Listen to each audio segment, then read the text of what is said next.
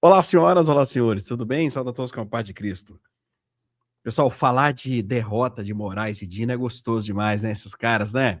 Esses caras que usam a caneta para prejudicar as pessoas. Você vai ver a derrota que eles sofreram, tá?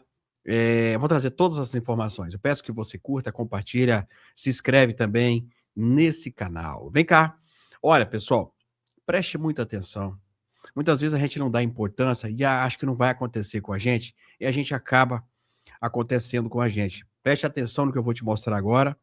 Um delegado vai falar com você, tá? Deixa eu fazer uma pergunta. Se alguém ligar para você e pedir para se você aceita ler um versículo da Bíblia, você aceitaria? Hum? Senhora, senhor, posso ler um versículo da Bíblia para você? Você vai falar o quê? Sim. Você concorda que Jesus é o Salvador? Você vai falar o quê? Concordo. Preste muita atenção para você não cair nessa. Preste muita atenção, pessoal, rapidinho aqui, para vocês verem esse novo golpe do mercado. Delegado Rafael Faria falando, como delegado da Delegacia Especializada em Crimes contra o Patrimônio, que envolve também o estelionato. Eu quero fazer um alerta para vocês sobre um novo golpe que tem ocorrido bastante, que envolve a palavra de Deus. Isso mesmo, a nossa Bíblia. Pode parecer um pouquinho estranho, mas você vai receber uma ligação. Você vai receber a ligação de um golpista perguntando se você autoriza com que ele leia um pequeno trecho da Bíblia para vocês, um salmo que seja. E você vai responder, sim, autorizo. Depois ele vai perguntar se você concorda com a mensagem repassada no texto que ele leu. E você vai dizer, concordo. Por fim, ele vai perguntar se você aceita Jesus como seu Salvador. E você vai dizer, claro, aceito. Bom, com essas três respostas, ele já tem um arsenal para abrir contas no seu nome, fazer empréstimos, financiamentos, e você vai tomar um prejuízo financeiro considerável. Então, já aproveita, Compartilhe o máximo, viu aí? Então, se você assistir e compartilhar, você não vai cair nisso. Se alguém te ligar e falar assim que quer ler o versículo da Bíblia, você fala assim, meu querido, eu já estou lendo, tá bom? Pessoal, você acha que a pessoa vai pegar o telefone, vai ler versículo de Bíblia? Fica esperto, tá bom? Infelizmente estão usando isso. Pessoal, o que aconteceu no Maranhão, que parece que o cara lá, ele não é jornalista, ele é blogueiro, mas a lei permite. A lei não exige diploma, pessoal, para jornalismo. Isso mesmo. Exatamente. Qualquer pessoa pode fazer o serviço de jornalista sem ter o diploma. Você sabia disso? Ó, você não pode ser médico sem diploma, você não pode ser advogado sem diploma, mas jornalista você pode. Você pode exercer. Só que Moraes quer mudar isso por causa do Maranhão. O Moraes fala aqui, você pode ver aqui, ó, eles vão mudar a lei, quer ver? Ó. Está na hora de refletirmos Aí, sobre a questão do diploma de jornalismo. Naquele momento, o Supremo afastou, e até nas discussões, nem eu, nem Vossa Excelência estávamos aqui, nem o ministro Zanin, ministra Carmen, sim. Naquele momento, nominalmente, vários jornalistas foram citados, jornalistas conhecidos, sérios, que não têm diploma. Olha, há sempre um período de transição, o reconhecimento daquele que já está na profissão. Mas, da mesma forma que no início do século o Brasil admitia rábulas, as pessoas não formadas em direito, isso foi afastado com uma regra de transição. Hoje, com as redes sociais, em que qualquer pessoa acorda e diz, a partir de hoje eu sou um jornalista, e começa no seu blog a ofender a honra de inúmeras pessoas e se escudar na liberdade de imprensa, e claramente nós não podemos normalizar isso e tratar essas pessoas como a imprensa séria, o jornalismo sério.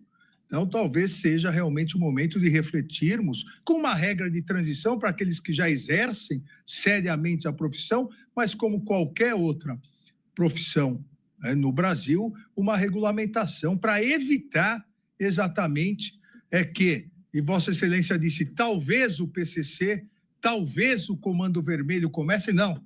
Infelizmente, já se infiltraram em redes de desinformação nas redes sociais. E aí basta colocar especialista, jornalista, para tratarmos como tal.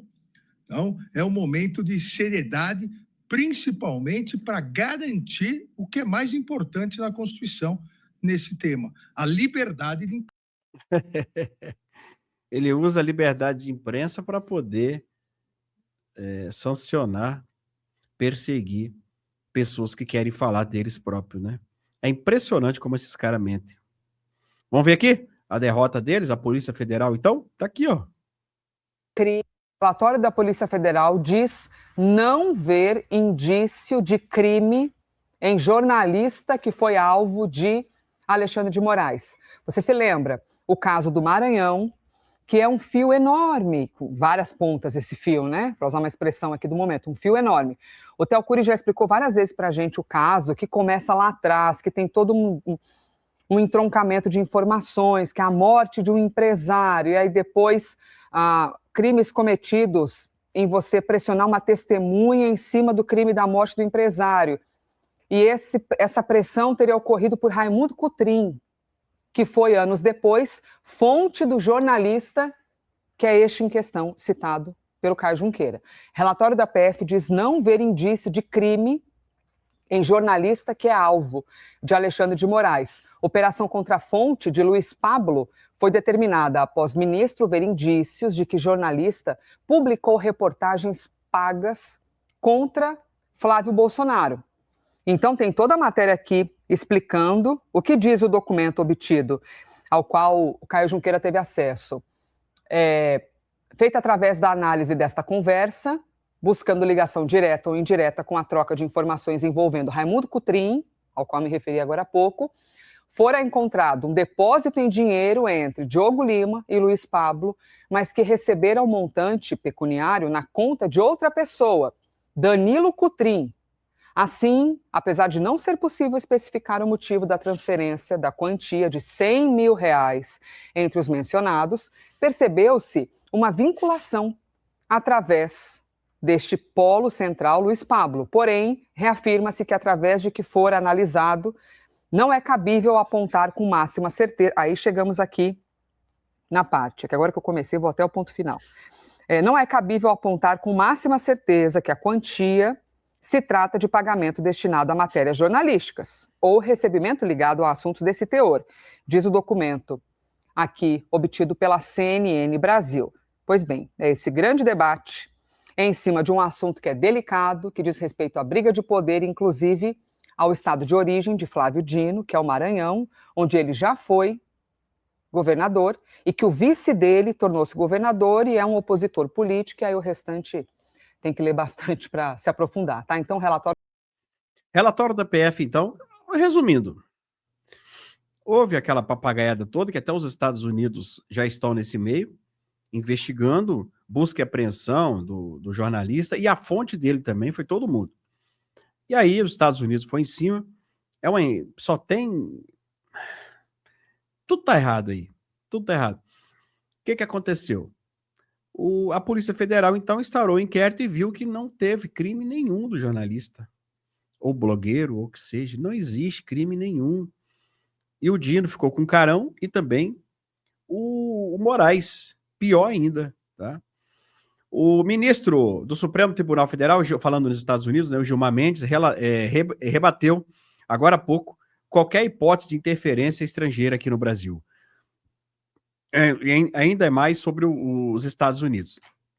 Na rigidez do processo eleitoral brasileiro, assegurando que o país dispõe de uma democracia duradoura e órgãos estatais capacitados para assegurar a soberania nacional. A declaração foi proferida durante participação no evento do Fórum Saúde. Ele disse, então, que o Brasil, tá, as instituições vão dar a resposta adequada, diz ele. As instituições darão a resposta adequada nas urnas. Nas urnas. Vamos ver. Você pode ver que todo mundo está falando, pessoal.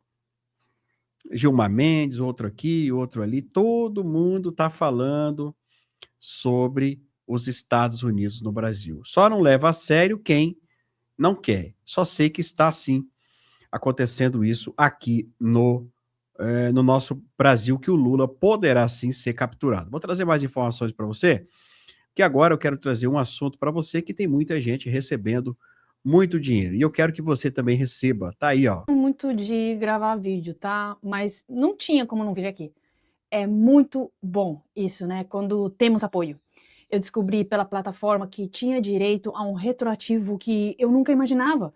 Então fui lá, fiz o procedimento e logo já entrei com o pedido. E adivinha? Recebi R$ 17.832 de retroativo que estava perdido. Gente, é muita felicidade isso. É justiça que veio com atraso. Mas chegou. Obrigada mesmo. E aí? Liga a sua câmera, coloca aqui em cima desse QR Code, fixo nos comentários ou aqui embaixo você encontra link. Você fala direto com eles, tem um WhatsApp aí, tem tudo. Então, não perca tempo. Os valores podem chegar a R$23 mil e alguma coisa. Marcelo, e se eu não sacar? O Lula vai sacar. E o que você prefere? Deixar para ele? Nem um centavo para ele. Faça isso agora e boa sorte. Olha aqui, mais pancada aqui nos ministros. Eu consegui os 2 relatórios da Polícia Federal da primeira etapa e da segunda etapa, tanto sobre o blogueiro como sobre a fonte. E especificamente nesse caso, no primeiro eles dizem que existem as matérias e que para isso é preciso ver se há algum tipo de perseguição.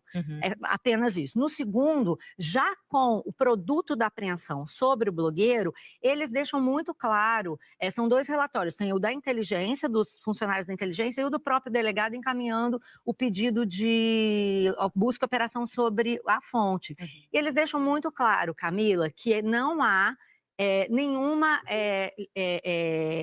evidência nem da violação do sigilo funcional por parte do jornalista, nem de perseguição por parte do jornalista. Inclusive, é um relatório longo, os 2 juntos, todo o material dá 180 páginas, a gente percorreu essas 180 páginas, e os agentes ficam ali, você tem a impressão de que eles estão pisando em ovos, porque eles dizem, então, não há evidência desse crime, deixamos claro que os jornalistas são cobertos por garantias constitucionais, depois de já ter quebrado o sigilo do jornalista. Mas deixamos claro que o jornalista tem direito a essas prerrogativas, não estamos afirmando que ele cometeu crime, aí lá mais embaixo, nada disso representa crime, e aí deixando claro o que tem dentro desse relatório. Eles pegam todas as mensagens que o jornalista trocou com esse ex-secretário de Segurança, o Raimundo Cotrim, que envia para ele fotos e imagens do carro oficial do Tribunal de Justiça do Maranhão, circulando por São Luís, parando no estacionamento, desce a mulher do ministro com o filho do ministro para ir, segundo o próprio ministro falou, numa aula de judô, e você vê que são fotos feitas de dentro de um carro, havia realmente alguém vigiando. Mas fica claro que o blogueiro não estava nesse lugar vigiando, ele recebeu o material. Ele recebeu ficha de carro do Tribunal de Justiça, e aparentemente ele teve um encontro com esse cara, o Raimundo Cotrim. E depois, num outro momento, tem também uma outra questão que levou a bastante discussão a respeito do caráter do jornalista, que é a compra de um terreno. Se falou que ele teria recebido dinheiro para fazer matérias. Novamente, o relatório de inteligência diz que não é possível afirmar com certeza que o jornalista recebeu esse dinheiro para fazer essas matérias. O relatório mostra que o jornalista emitia notas fiscais para a Assembleia Legislativa do Maranhão. Eu perguntei para o Luiz Pablo, que é o nome do blogueiro, por que tinha essas notas. Ele disse que vendia publicidade para a Assembleia Legislativa do Maranhão via uma agência de propaganda que trabalhava para a Assembleia.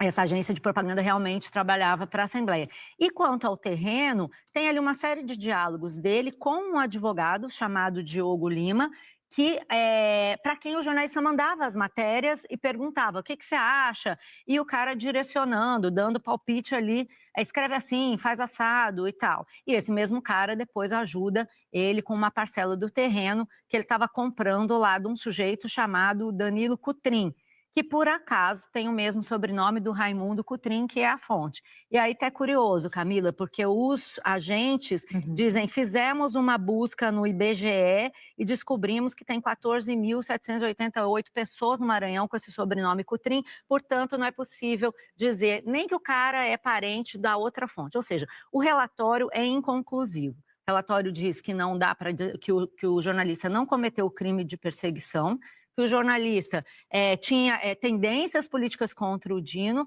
mas que não dá para afirmar nem que ele vendeu a matéria para ninguém. Então, e aí, a partir disso, o ministro Alexandre de Moraes emite uma decisão dizendo que há indícios concretos da prática de crime.